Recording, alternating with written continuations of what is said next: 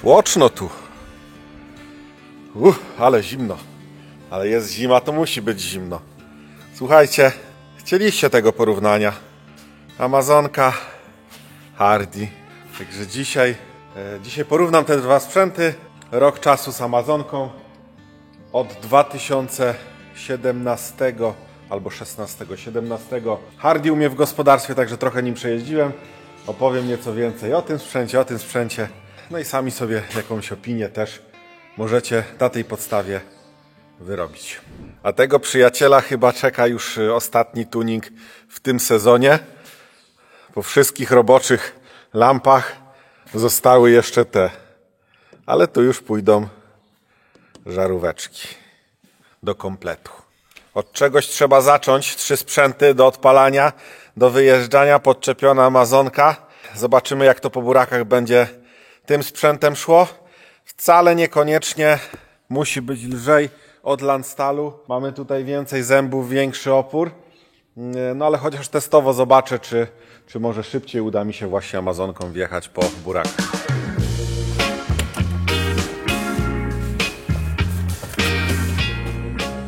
Raczej prosty temat. I jakiś błąd, ale ogólnie bez niespodzianek.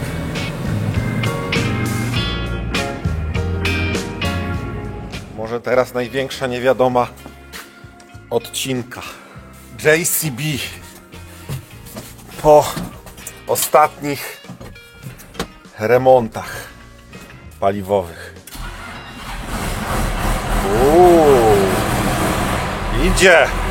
Idzie jak trzeba, od strzała.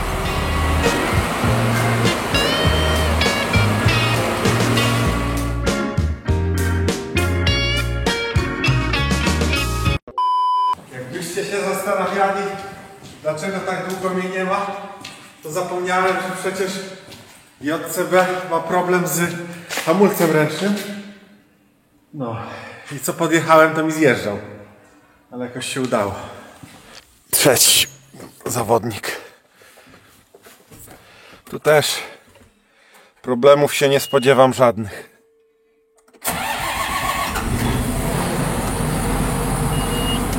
Gra. O. I akurat olej do wymiany. Ale to już nie dzisiaj. Świeci. Chociaż tak jak wspominałem, do całego kompleciku brakuje mi właśnie tych żaróweczek halogenowych Nightbreaker 220. No i do kompletu też OSRAM, no bo całość tutaj roboczych z OSRAMu. Można powiedzieć, jeżeli chodzi o jakieś specyfikacje tych żarówek, to są H4 w tym przypadku. Światło w stosunku do homologacji, do standardu, czy minimum homologacji jest jaśniejsze 220%, a bielsze 20% i oświetla do 150 metrów drogi. Także już nie na żółto. Całość teraz w jednym kolorze. Oczywiście 2 sztuki w zestawie. To chyba jakichś komplikacji dużych nie będzie pod kątem wymiany. Muszę sobie chyba tutaj to podnieść maksymalnie do góry i stanę tu. Torksy jakieś 2 przygotowane. Kręcimy.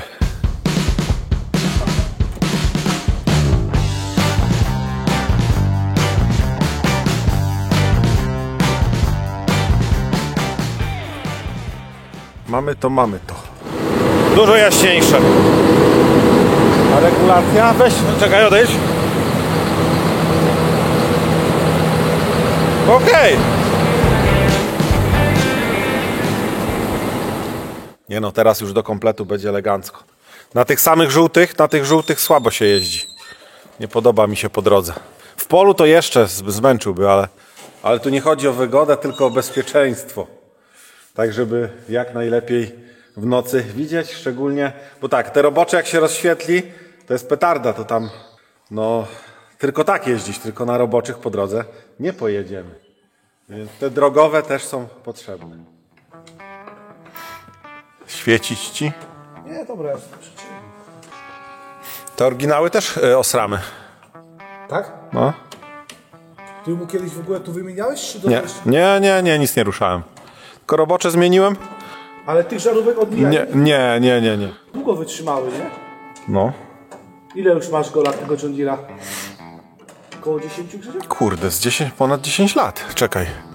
Kiedy ja go kupiłem? Niech ja sobie przypomnę. 10 lat. 10 lat. Nic kompletnie nie wymieniałem. Ale to akurat... Tym akurat producent się chwali. Jeżeli chodzi o czas żywotności. Nam żółte światło niepotrzebne, to jeszcze odsprzedamy komuś. Chcecie? 10 lat mają, jak nie więcej. Wojtek, na 10 lat zakładaj wersję halogenową. Nightbreaker.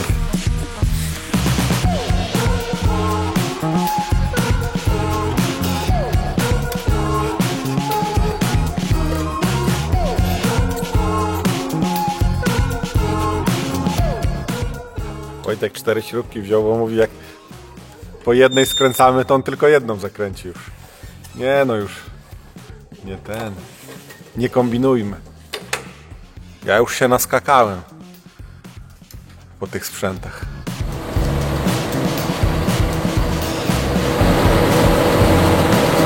O! Piękny komplecik.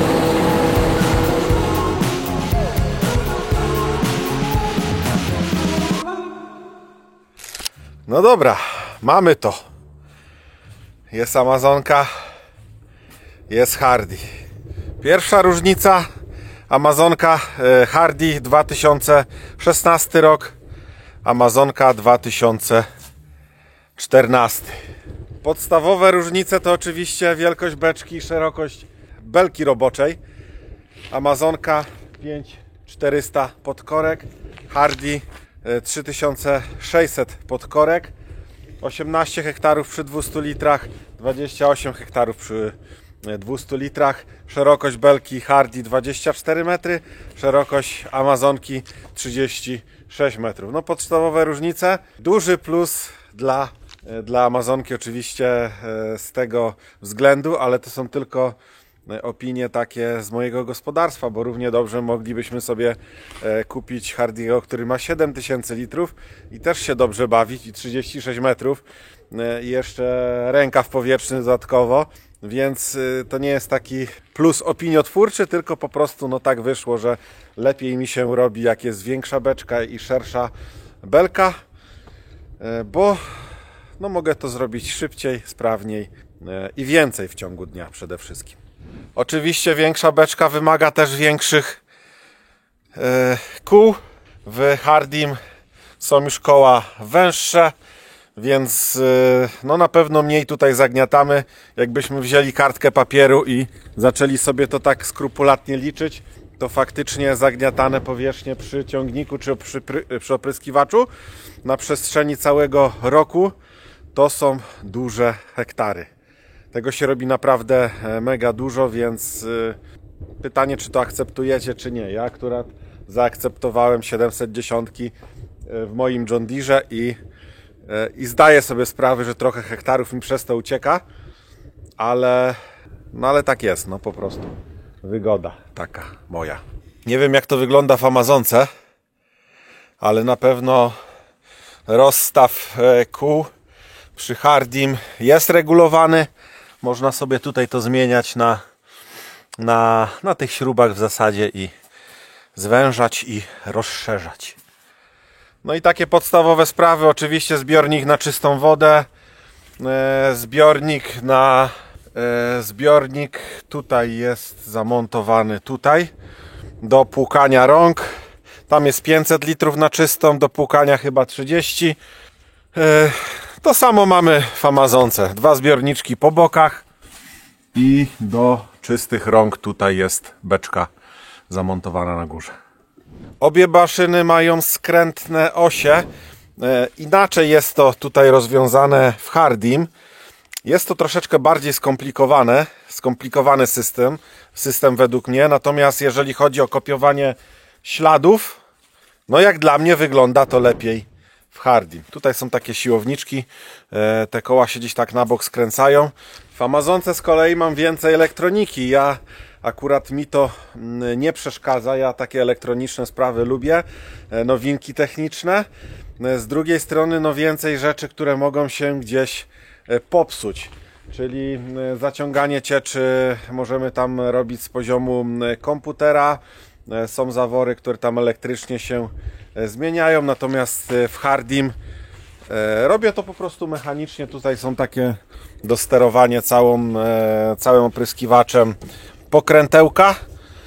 No i w zależności jak ustawimy, możemy zaciągać, płukać opryskiwacz, zaciągać czystą wodę gdzieś tam z beczki, no i przełączać na oprysk. Rozwadniacze. No to tutaj zdecydowanie punkt dla Hardiego. Zdecydowanie. A co ta woda tutaj robi? Teraz tak się zastanawiam. Ale to płyn jest.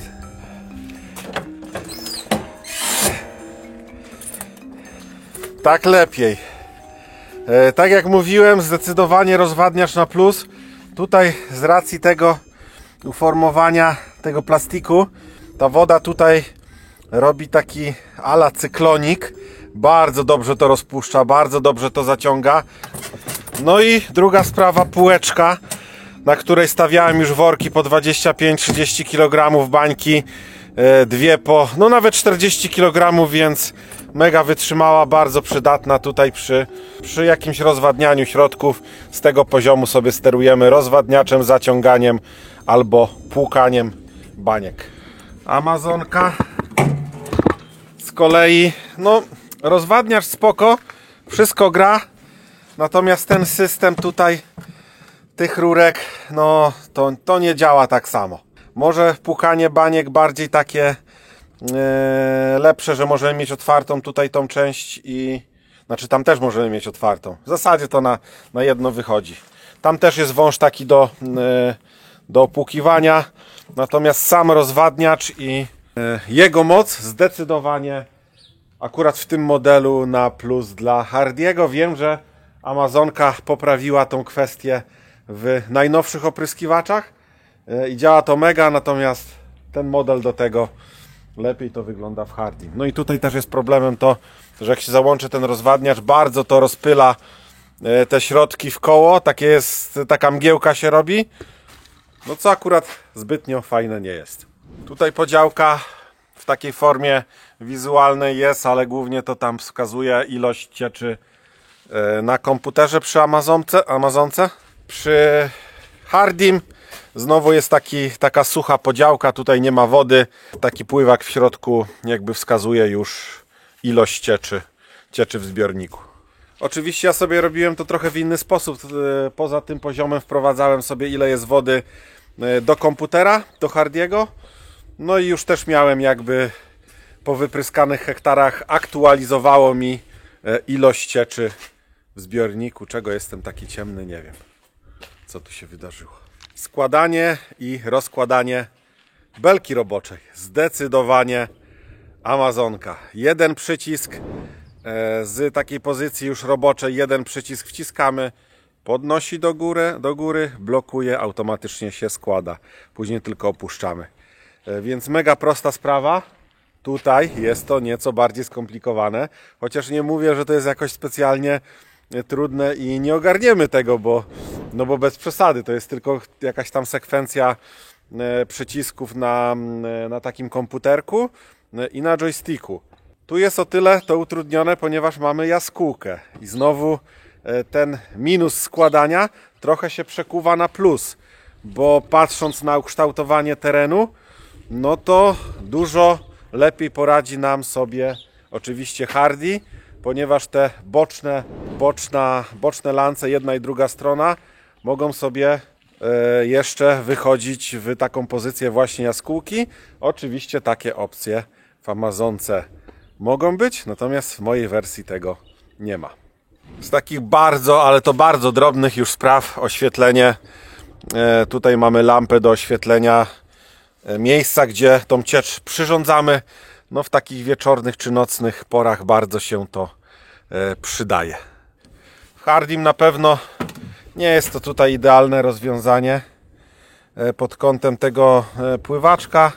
Zdarza się, że potrafi z tych rolek tutaj ta żyłka wyskoczyć niestety. System filtracji. Plus dla Hardiego. Znaczy dla niektórych może być to minus. Dla mnie to jest jednak plus, ponieważ patrząc na to, ile mamy tutaj po drodze filtrów, no wydaje mi się, że ciężej po prostu ten opryskiwacz gdzieś tam przy niekorzystnych warunkach zapchać. Poza takimi filtrami dwoma, jeden z tamtej strony, jeden jest tutaj zamontowany, który sam się czyści. Mamy jeszcze dodatkowo na każdej sekcji filterki, które oczywiście wyłapują zanieczyszczenia. No i nie ma takich sytuacji, albo jest ich mniej, gdzie mamy zapchane same końcówki. W Amazonce tych filtrów jest bodajże 2 obok siebie. Tutaj jest też trochę inaczej rozwiązane kwestie pomp. Ja wiem, że można sobie w specyfikacji gdzieś tam później to zmieniać, dokładać. Natomiast przy tej pompie, bo jedna służy do zaciągania, druga do oprysku, brakuje mocy. Na 36 metrów i tam załóżmy 200 litrach albo i więcej, no to faktycznie trochę jest mało tej pompy. W tym przypadku przy 24 metrach nie miałem nigdy problemu, mogłem tam cisnąć sporo i ten wydatek był zachowywany. Obie maszyny mają ten taki obieg cieczy DAS, to się z tego co pamiętam nazywa, czyli są cały czas w gotowości przy rozpoczęciu pryskania. Ta ciecz krąży w tych tutaj rurkach i jak tylko rozpoczynamy oprysk, już gotowy właściwa ciecz jest od początku pola rozpylana, natomiast bez tego obiegu cieczy takiej sytuacji nie ma i dopiero gdzieś tam po czasie do tych wszystkich końcówek ta ciecz zaczyna lecieć. Znaczy nie sama ciecz, bo woda leci, natomiast chodzi o substancje aktywne z rozrabianych środków. Co tam jeszcze zostało? O, bardzo ważna sprawa, może już chyba na koniec. Znaczy na pewno na koniec. Stabilizacja belki. Tutaj jestem za Hardim jednak.